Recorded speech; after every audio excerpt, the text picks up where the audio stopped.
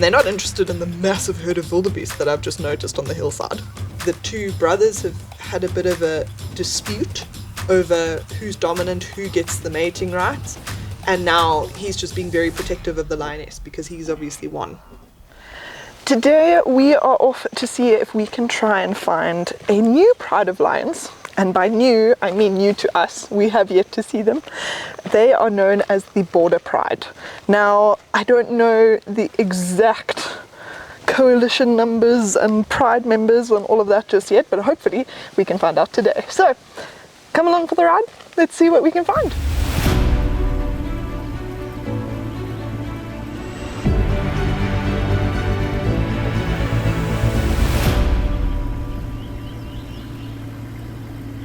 Now, I may not know the exact makeup of this pride just yet, but what I do know is we have to travel quite far today in order to get to the area that we want to start searching in.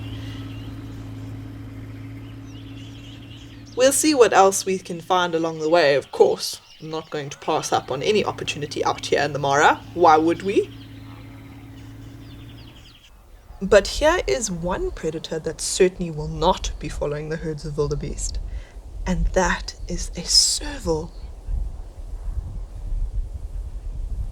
Oh, look at how beautiful this cat is.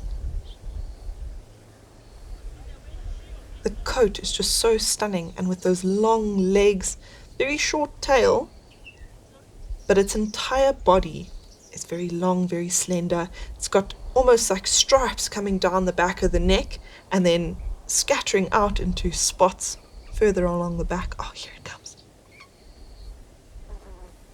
How beautiful is that? And look at those ears twitching and turning.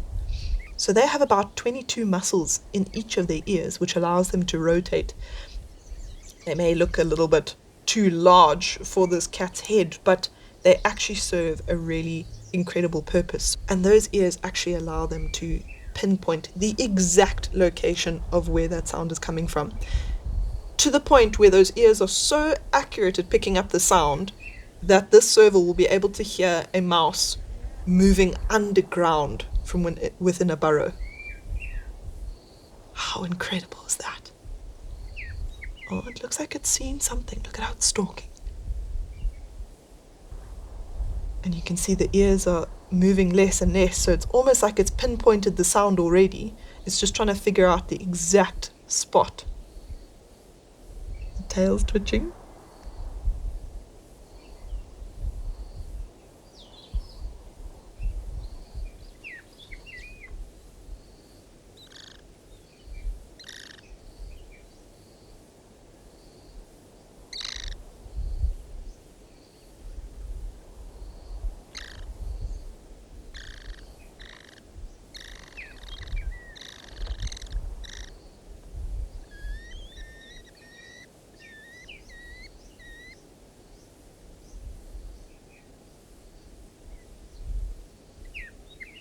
But it looks like the serval has decided to disappear into the long grass. I very much doubt that we're going to see it again.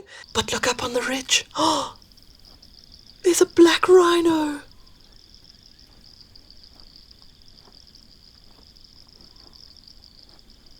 Oh, this is so special.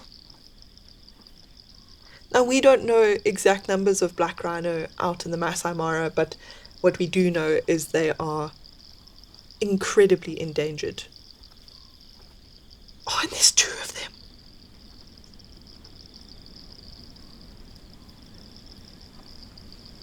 Oh, it looks like a mom and a calf. Wow. But to see them out here in the Mara is something really, really special.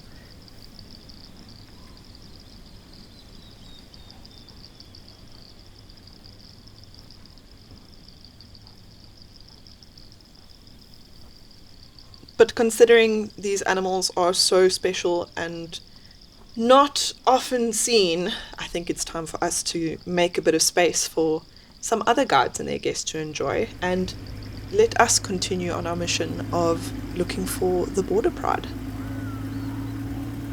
As suspected, there is a fair number of wildebeest out here, and we haven't even gotten to the border yet, so I'm interested to see just how many are actually crossing the border as we speak.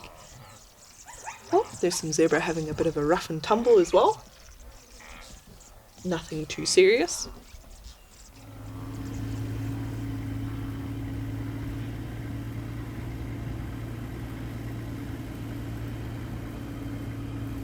And there's a lion in the distance. Yes! I'm sure this must be the pride that we're looking for. We're really not that far from the border at all. And she's lying very close to that male. Look, she's rolled over and given us a great view of her face now.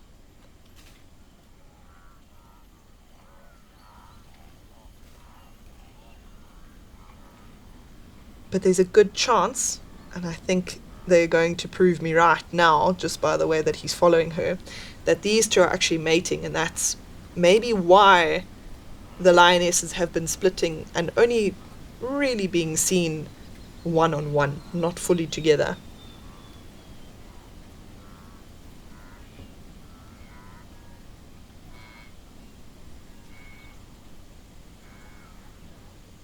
Oh, there we go. She's enticing him again. She's up and about.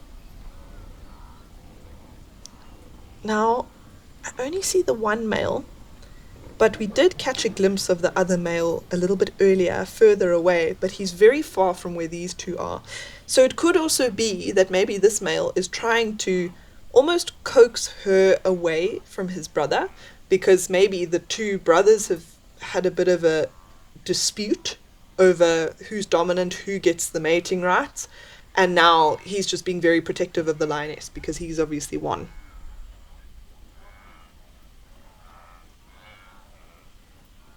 And they're not interested in the massive herd of wildebeest that I've just noticed on the hillside. Oh, there we go. Definitely a mating pair. Now, if they are a newly formed pair, she wasn't too happy with that, then they could mate fairly often, but it depends how long they've been together. We don't know. These guys haven't been seen in quite a few days.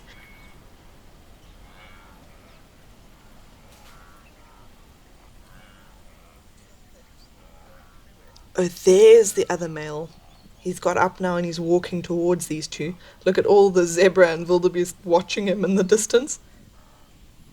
And you can really see how hot it is out here today. Look at the heat waves in the distance behind this male. Now he's just trying to keep up. He's trying to get closer to these two, not to interfere, but just so that he doesn't lose sight, because he also has a territory to maintain with his brother.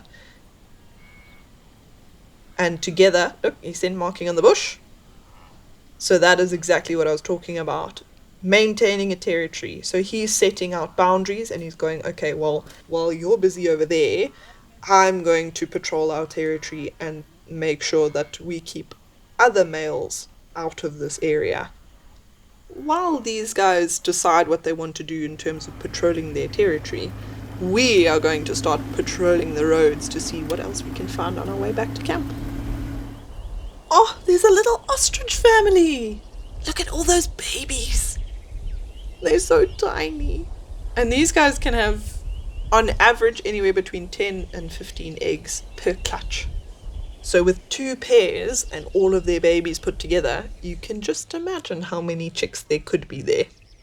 As long as they don't run into that little family of black-backed jackals that are trying to seek refuge in the shade of that desert date tree.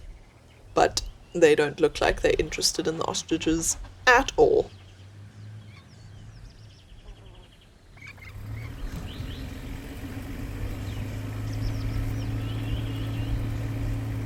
While we're on our way back, we might as well stop off at the waterhole where, during our last episode, we saw those two cheetah. Well, there's certainly still the hippos out and about here. It looks like there's a little family of them. It looks like maybe two adults. There's a little baby there.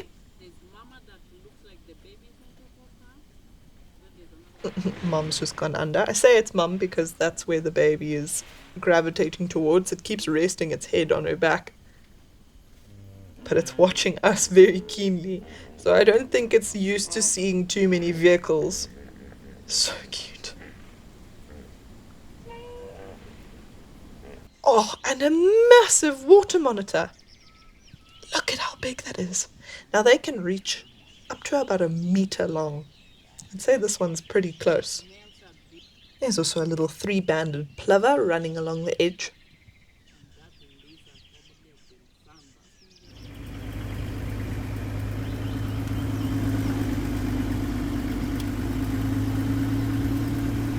Ah, and there the cheetah are just up on the hillside, but let's get a little bit closer. Gosh, they just look like specks in the distance, but you can really see that white belly stands out quite well against the dry grass. They're looking a lot happier than when we last saw them. The last time they were running away from some lions that were in the area, but the Olololo pride hasn't actually been seen for the last few days, which is maybe why these two are a bit more relaxed. Their tails are flicking about, they're rolling around, so it's all signs that they might be thinking about getting up and active. Oh, look at that, right on cue. But they are moving further up the hillside. I presume to get a better vantage point. The wind has picked up, and so it's going to be a little bit tricky to start hearing through the grass. But they are looking bright and beautiful, but not super full-bellied. They still have a little bit of daylight, but I don't see very many hunting opportunities here. So my best guess is if I were these two, I'd be looking for some high ground to take shelter for the night. Since they are probably going to be looking for some shelter, we too are going to start looking for some shelter of our own back at camp.